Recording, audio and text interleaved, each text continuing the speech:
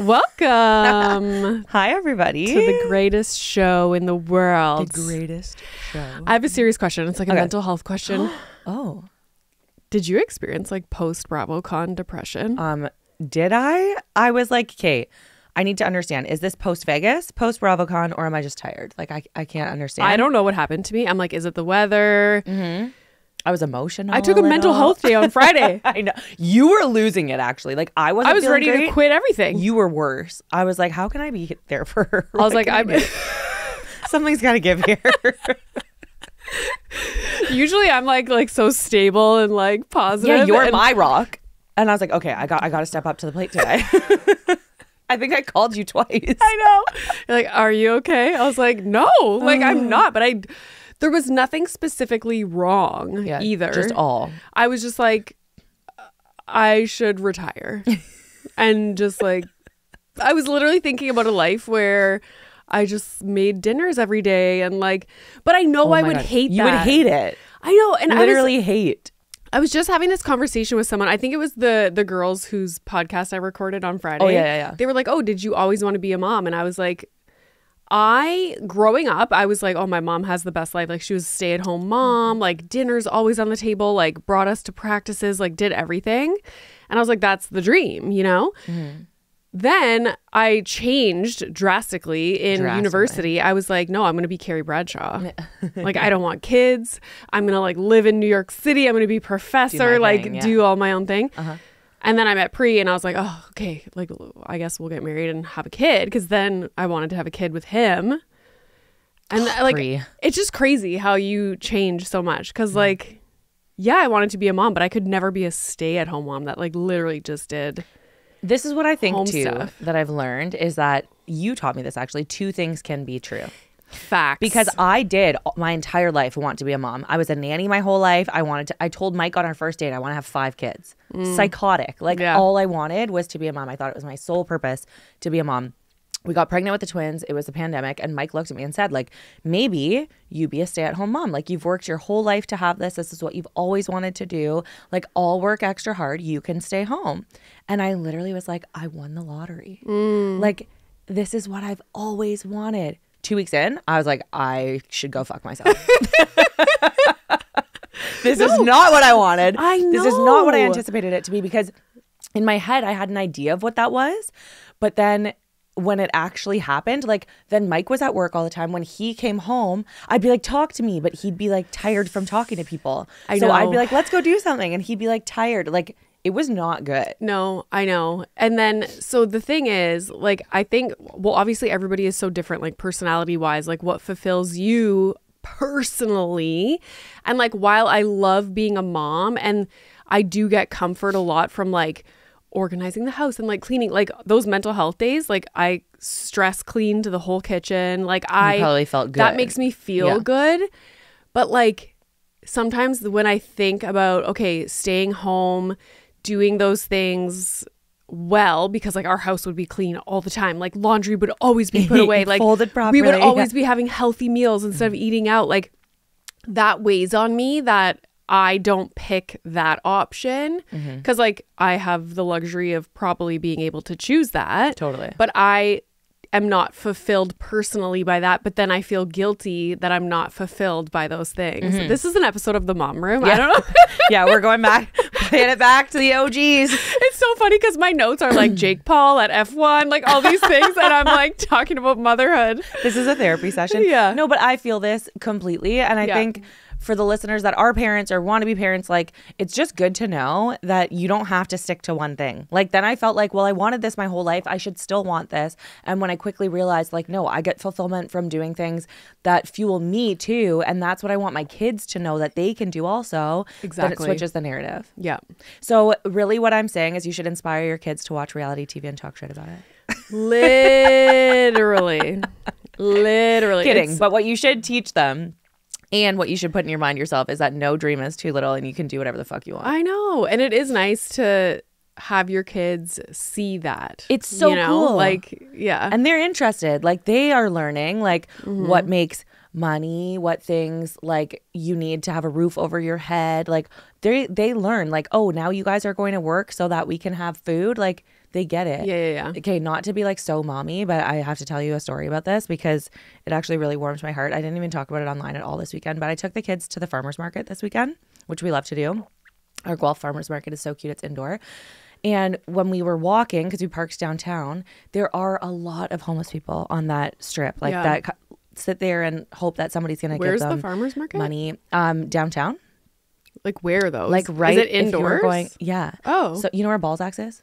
Yeah. Across the street. Oh, cool. Yeah. So I park on Carden and then I walk down and there were probably like 6 or 8 people sitting or sleeping with their heads down. And I could see the kids looking at them. And I've talked to them a lot about giving back because we do a lot of charitable work and stuff. But whatever. We go inside. We get our donuts. They always want these like warm donuts that are made with cinnamon sugar. And I realized like, oh shit, I didn't bring my debit card because I have tap on my phone, but they don't take credit. So I'm like, guys, we got to walk back to the car. So we walk back to the car with our donuts so they could have a snack. And on our way back in, Oscar says to me, Mommy, why are those people sitting there? And I say, oh, I'll tell you inside. So we go inside and I have a really good chat with them about like, you know, some people like don't have a roof over their head. Some people don't have a home. Some people don't have food because they can't afford it. But like, that's why when mommy and daddy are going out to like a charity event or when we're like volunteering, that's why sometimes we talk about donating our stuff. Oscar, you can see the wheels turning. He literally goes, maybe someday we can take my bike and go for a bike ride and find things to donate so that we can give it to those people. And I was like, yeah. And do you know what we could do today? We could buy the same amount of donuts we bought for our family and we could go and give it to those people. Would you like to do that? We'll get warm ones so that they can warm up. And we went and we gave donuts to all the people. Oh my God. And they were so happy. And to watch my kids watch this small act make these people happy too. When we got to the car, I said, did you see their faces smile? Like, do you think that made them happy? And they were so happy. Oh. So I feel like you can work and be a good mom. That was a moment that made me be like, I have the money now because I'm working to be able to buy something for people who aren't our family. Yeah. I can show the kids that that's also why we work, so that we have the things we need, but we can also give what we have extra of to others. And it was like a good moment for me because I have been feeling guilty after being away. Yes. That you can do both and still be a good mom. Yeah. Oh my God. Could not agree more. So thanks for listening to my story. Let's get to the real stuff. Okay, that was so touching. All right, now on that note, the real news. F1. Now, consumerism times 1,000. Yeah. Okay, so we're done talking about charity. The billions of dollars spent on this race. Let's talk about all the rich people that went to Vegas. Holy smokes, everybody was there. F1 is such a... It's funny because... It's so cool. I wouldn't think it's so much ingrained in our culture. Like, it's not like the NBA or the NFL or the NHL where it's like Pri was saying, it's more of a European thing. But like, it's worldwide, I feel. It is, and whoever does the marketing or whoever built it to be what it is does a fantastic job because it is such a pop culture or like cultural celebrity fanfare kind of thing. And it's the who's who. Yes. It's like the Super Bowl. Yes. Times 1,000. Yeah. You know what? For the Super Bowl, half the people don't care what happens at the game. They care who's there. Same with F1. And do you remember when we were in Vegas, or I don't remember, maybe it was Miami, I don't know, people were talking about F1 and we were like, oh, we've never been. And they were like, it's not even, because I was concerned about the car races because I watch F1 on Netflix. And they were like, it's not even about the cars. It's about the parties and like the goings-ons of that weekend. One time Mike went to F1 in Montreal and he didn't even go to the race. Crazy. He just went to the parties. And he had tickets to go. Like, he could have gone to the race. But I heard it is like, because... You're better off to watch it on a screen. On TV. You see what, you blink and you missed the car? Literally. That's what it is. It's like, they go so fast. Like every so often you just see cars zip by. And what if you're on the other side of the track? Like, I know. You don't even see who wins. I know. Exactly. It's crazy. I like watching it on TV, but how rude. Like, I'm sorry. When we had the World Series, we made sure that everybody in the world could take part in viewing the games. And so they were at stupid times so that we could accommodate the people on PST. That's right. Mm-hmm. And F1, did they do the same for us? Care. They didn't give a shit about EST people. And it was on at 8 p.m. PST, which is 11 Yeah, no chance I was doing p.m. that. Not even close. I'll watch the highlights on TikTok when I wake up. The That's what I said. like I say pre-game, but pre-race, whatever. Yeah. Started at 9:30. I watched 2 minutes of it and went to bed. Yeah, I was that's like, way too late. Thanks so much for caring about your EST Agreed. viewers. That was bullshit. I agree. Because it gets, okay, I understand you want it to be dark in Vegas. Sure. It gets dark at 5 p.m. Yeah, it gets so dark what's early. the excuse? Correct. I was pissed. That was poor planning. Yeah. But anyways, Verstappen won. Go Red Bull. Woo. So many people that were at Bravocon then also went back. So many people. So I was like, did they go home first and then fly back to Vegas? Like, Yeah. so cool. Beyonce and Jay-Z were there. She went in a car. Did you see that? What? Lewis Hamilton Shut up. drove her around the track in one of the cars, and they reached speeds up to 200 miles per hour. I want that thrill in my life. No. That sounds incredible. Oh my God. When I think about that Incredible. partnership I did with Chevrolet, and they took us in race cars around a track, and like he wasn't even going fast. Like I think he feared for my life. Like I was hanging onto the car.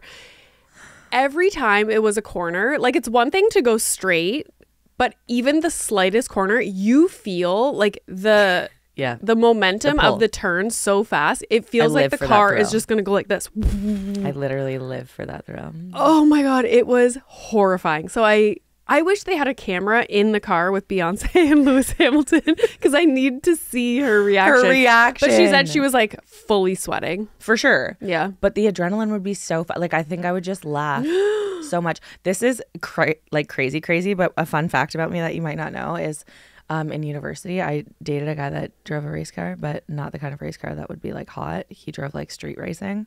So we would meet in we would meet in Tim Hortons parking lots. I probably shouldn't even say this online. Was it Vin Diesel? We would meet at Tim Hortons parking lots. Everyone would be like smoking their darts. I'd just be standing there. And then like they'd get a text from whoever was running this of like the road that you go to. So that everybody drives there. They line up. You're all watching. And then if the cops are there, someone yells like, run! And everybody fucking runs. It's literally the Fast and the Furious. This was my life for a few weeks. It Tim wasn't Hortons a long-term version. relationship. Yeah. So that was cool. That is insane. So I really like to go fast. Oh my God. You don't even like roller coasters. I know, but cars? The adrenaline. But like, you know the turn on Guardians of the Galaxy? Yeah. The turns, that times 10. Yeah, but think about how much I was laughing on like Slinky Dog. I guess. I don't know. I don't like the... Somebody get her in a car. The I gotta see screens. this. I want to try it. We need Chevrolet to take us again. Seriously, we are free to drive race cars. We got to Totally. drive it ourselves, like a bunch of laps. Fun. I was would like, love that. yeah, I kind of learned how to drive properly, like the way to how to take turns Yeah. and stuff. Oh, I want to say one more thing about Lewis Hamilton too. Lululemon just did like an ad. Oh my God, with him. I Did saw you see this? where he was working in the store. Yeah, and he's like, "Hi, welcome to Lululemon," and people are like, What? because they click like, wait, this is not a Lululemon employee. I know. This is Lewis frickin' Hamilton. I know. But when you see them out of like race gear, I might not even know. I would be I might not like- even realize. I would just keep like looking at him and I know. think that it was just someone that looked like him. Agreed. Was that in Vegas? I don't know where it was. I just saw it and I was like, that is genius. I loved that. I just wanted to say Mickey and Minnie did like a whole performance. Which I thought you were fucking with me when you said that. Like, I actually thought it was a joke. I thought it was being like punked. No, dead ass. I saw it. Like, when I when watched you those 2 have- minutes of the pre-race show, You have all these famous people there and you have Mickey and Minnie. they did a whole freaking show. That's Like wild. I think where the Bellagio fountains were.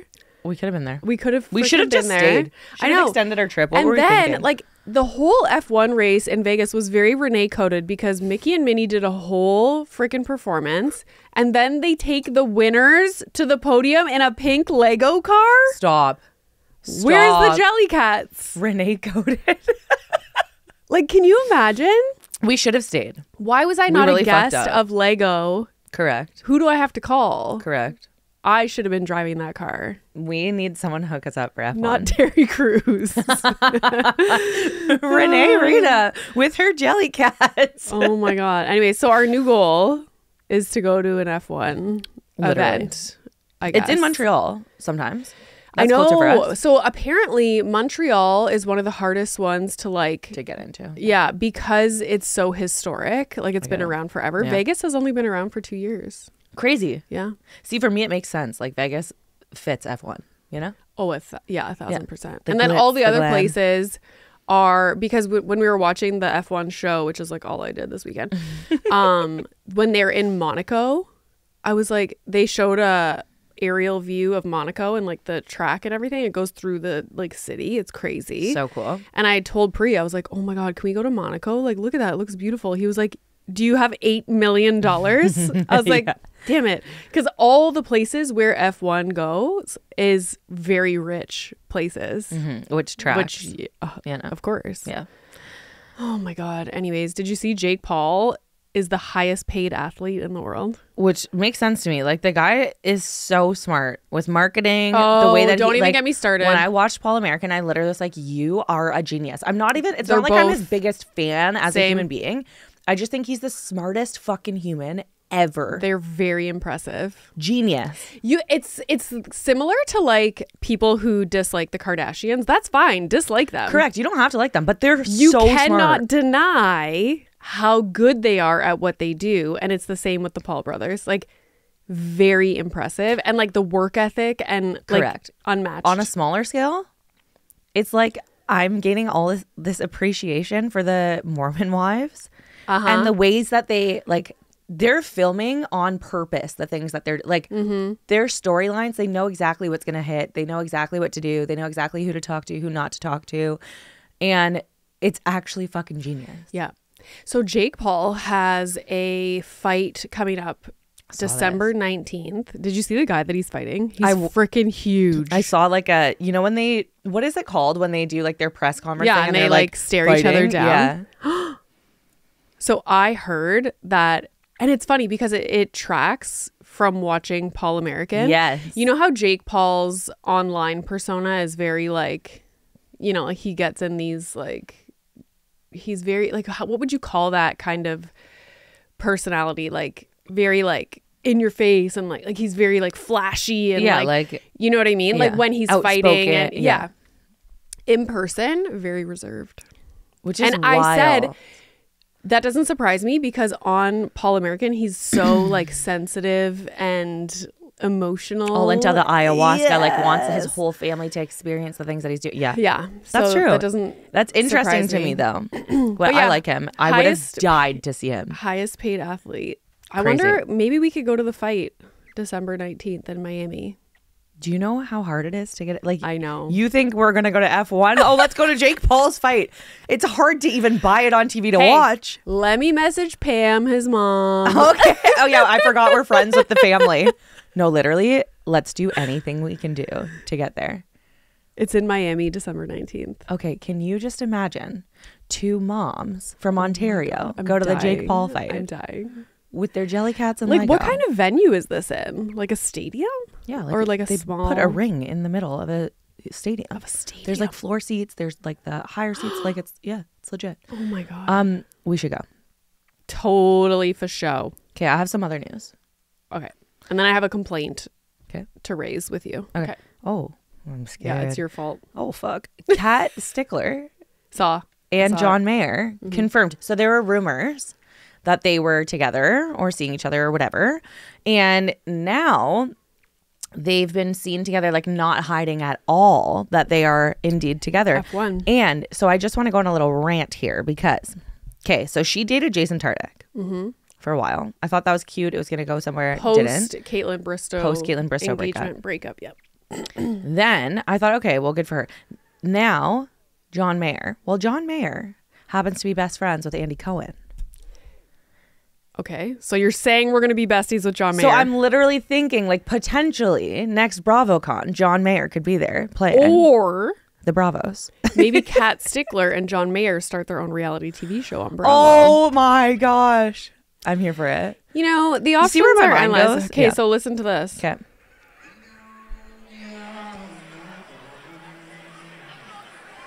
It's John Mayer Where is that? singing at F1.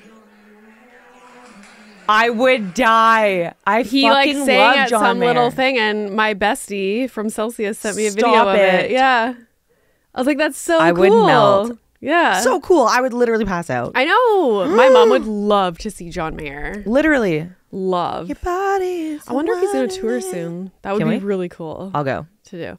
Okay. Oh, I'm scared now. Am I in trouble? You're in trouble. Mom. This is why you're in trouble. Okay. Okay. So I started watching Tell Me Lies. Oh. It has I'm okay to be in trouble for this. completely Yeah. turned my TV viewing schedule upside down Yeah. because I cannot go to bed without watching Tell Me Lies. And probably it's changed your brain chemistry too. Okay. So when I started watching Tell Me Lies, I know I'm so late to this game. Like they were talking So about this late. show on the Toast like 3 years ago. Correct. And I was like, oh wow, they But really it's love okay. this show. We're prepping for the new season. Okay, yes. Oh, yes, that's right. So it's fine. Is season 3 coming out? Yes. Okay, thank God. Because, like, how. And I'm lucky on- you don't have to wait as long. I've been waiting. Right. So you actually did it right. So I'm on episode 10 of season 1. Okay. But, like, I just want to say, I put all my reality TV on the back burner Yeah. because I'm watching Tell Me Lies. I need to see what happens. Isn't it so fucking And in the good? first few episodes, I'll just give you my little, like, Yep. thoughts. Okay. The guy, Steven, Mm-hmm. the first like 5 episodes, I was like, I don't know if he's like just a university kid or if he's literally a sociopath. I remember you saying this to me a few weeks, maybe like a month ago. And I was like, fuck, I want to tell you so bad. I'm like, hurry up and watch so we can talk. Okay, but now as the episodes have gone on, Lucy is like cuckoo for Cocoa Puffs as well. Because we're all a little fucked up here, right? Like she is unwell. And so anyways, I'm just so interested to see how it plays out. And I love that the first episode was them like seeing each other at a wedding years later. And you're like, what's happening? And she's in a different relationship. Like I really like that. So is the third season gonna be like them present day, or is it still No, I think because you find out some shit in season 2 that you'll be like, oh my God. Okay, crazy. And because there's so many storylines, lies, yeah. you are on cliffhangers all the time, but then it switches to someone else. So you're like, wait, I need to know what happened to that person, but then something else is crazy with this person. You're like, holy fuck. Yeah, it's crazy. Honestly, every episode, my jaw was on the floor. Like I was like, yeah. what? Anyways, it's really messing up my whole like routine that I had going. I just can't wait for season 3. It's going to be so good.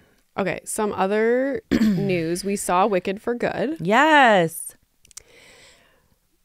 My review Okay. is that the first one is 10 times better. Correct. But I always find that with sequels. Like I always like the first one better. But it's weird because this is not a sequel. It's just like the second part of the story. True. You know, it's happening almost like in real time. But the first one, like I will say, every time someone asks me like what I thought of the second one, I'm just like, it's really like dark. It's very dark. I found them going to school and having that whole journey and like popular. Yeah. Like her trying to get Cynthia Erivo like done up and like the makeover. Like it was just so much more of an upbeat Light. movie. Like, Yeah. yeah, there were down times, but it was a nice balance. More feel good. Yeah, so fun and entertaining Correct. because of the musical pieces and the visuals even. Yeah. The second one, I will say I was absolutely exhausted from Vegas and I couldn't even keep my eyes open in the theater. Do you think I fell asleep for at least 10 minutes? It's so funny. I was talking to Emily at the gym. She was like, oh, how was Vegas? And then I was telling her how the day we got home, we went to go see the Wicked screening. And I was like, I was running on adrenaline. And as soon as I got in that dark theater, I was just like eyes closed, couldn't keep my eyes open.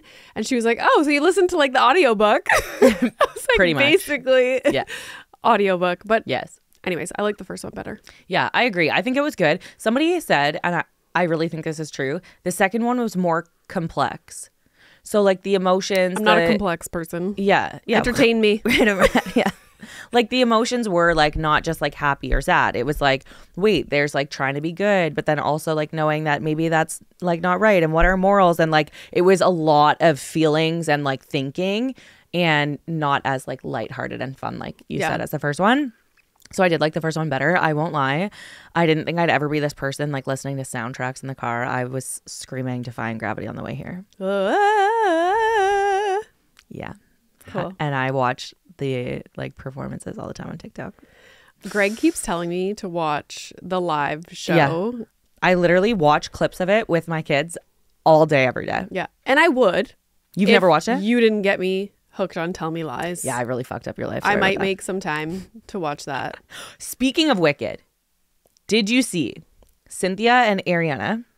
I don't know if it's Ariana or Ariana because I'm Ariana, so I always say Ariana, and you always say Ariana, so I'm not really sure. What do I say? Somebody said to me the other day, like, does Renee always say your name wrong? Because I listen to your podcast and she always says your name wrong. How do you say your name? Ariana. And what do I say? Ariana or Ariana. Ariana. You say Ariana. and they were like, why don't you correct her? And I was like, because it doesn't bother me. I'd just rather leave it. The thing is, I know I say it wrong. Even Mike says it wrong. Yeah. Like nobody in my Ariana. life says my name correctly. Ariana? Ariana. Like the white version. Like Ariana. Ariana. You know why? Because I was a fan of Rihanna growing up. Oh, I love Rihanna too. And when people say Rihanna, I'm like, get the fuck out of here. Yeah, it sounds like country. Like Rihanna. Yeah. And so I say Ariana. Anyway. That's why. That's fine. Okay, what were you going to say? Now they can know that I confronted you about it. I finally stood up for myself. Okay, so there was a thing that came out because have you been watching the interviews of them together? Like, okay, yeah, they're very connected. Everyone's saying they're fucking insane. They really like love each other, and honestly, I love this. Like seeing their relationship together is really meaningful to me. Like, no, but it's a little weird. It is a little bit extra. You're a paid actor and you're doing media. Like, can you not be so fucking weird? No, it's a little bit out Kooky. there, outlandish, whatever. But now it's come out where it says that they have revealed that they're in a non-demi curious semi-binary relationship. Is that what we are? I literally was like, is it me and Renee? No, I'm not even kidding you. I was like, I kind of resonate with this. What does that mean? So Cynthia explains, it means that we're not actually a couple, but we are curious about what it could mean and everything. Sister wives. So like maybe they're not fucking, but they really like each other. That's weird. It's not weird. That's to fine. me, it's just your best friends. Why do you have to put like another? When the weird guy title? like shook Ariana's hand and they were like, she's like petting it and like kissing it while he's still like trying to perform for people on stage. I was like, awkward. Yeah. And like Ariana explains she was on the Drew Barrymore show and she's talking about how like touch and connection like makes her feel connected or whatever. Mm-hmm. I think I sent it to you. And I was like, when Renee was guiding me around Vegas and I was like, this is like having a husband. Like, this is so wonderful. yeah. I know. I have You're just my second husband. Since I was little, when I walk, I like touch people. Like if I'm walking around with my mom or with anybody, I'm like holding on to their I literally arm said to or Renee in something. Vegas, like I was like, this makes me feel very like taken care of and comfortable. Like it's nice. It's not like weird. It's like I don't get lost. I know where I'm going and someone's protecting me. Why not have, if that's a non-binary, semi whatever, demi relationship, then that's what I'm subscribing to. We love. No, but it did weird me out a little bit that like why you guys are just best friends. Why do you have to like put a label on it? Yeah. Yeah. Then it almost like, seems like you're doing that for somebody else. Like you're trying to describe it for like just do what makes you feel happy. Who cares? Right. It's almost weird. like you're trying to justify why you behave in a certain way. Yes. Yeah. Because what do all those labels actually mean? Correct. To me, it just sounds like a weird. Like you're in a friendship. That's like you're literally really what it close means. friends. Yeah. You care about each other. Yeah. You're curious, maybe. Did you hear all the hoopla about, like, I've seen so many posts where they're showing people from the Wicked movie like years ago versus now and how thin everybody has gotten. Yes. And I'm just kind of like, I'm torn. And again, it's like two things can be true. Like, yeah, we can be concerned. But then at the same time, it's like, I thought we weren't supposed to comment on people's bodies. And it's like, okay, are we saying this is unhealthy because it seems unrealistic to us to be able to do that? Or are these people really just like taking their health as like serious and now like really like maybe working out more than they used to? Like Cynthia Working is out jacked. or like diet. Yeah. You know who else I popped up on my TV screen and I was like taken aback? I had to Google it. Because they were so thin. Who? You're never going to guess. No. Who? Ryan Seacrest. What? I would have never guessed He was that. hosting Celebrity What? Wheel of Fortune. That's incredible that you saw him on that. Yeah. That's the best part of the story. Because Jeopardy was next. Yeah. Oh, yeah. Crazy. And there's actually like articles and like he's addressed it saying he's on this really strict like Mediterranean diet. But oh, people aren't accusing him of Ozempic? Weird. Yeah. Oh, he is very thin. So, and like my husband immediately but said he's working out a lot. When he came on the TV screen, like it's one thing, like it's when your face gets really gaunt. Yeah. That's when I feel like you appear, I don't know if it's actually like factual, unhealthy. This is a thing that I know. People gain and lose in different places. Everybody's body is different. Yeah. So like for me, I wish I would gain. I gain and lose first in my face always. Oh. So like if you look my back, butt and my thighs. If you look back at photos of me from like 8 months ago, I look like a different human being. Like I don't even look like myself. I literally got my dimple back when I lost weight. Like I have dimples and I didn't even have them when I was overweight. They were filled in. Like, you know what I mean? Yeah, because I just, all of my weight and inflammation and everything goes in my face first. And so everybody's different. So maybe he is really just working out more, focusing on his health. I feel like right now in our time, like in my like reading Cosmo magazine time, it was like starve yourself and be skinny. Like everybody's ideal was to be skinny. It wasn't to be muscular. Now, like muscle mommies are like the thing. Like I feel that people are trying to like work out more. It's not like unattractive to lift weights anymore. People are really focused on like getting strong and looking at food as fuel. And so I really think that it's changing that narrative a little bit and people's body types are changing because of that. Yeah, I know. And like there's no, like everyone's body is so different and reacts to things so differently. Agreed.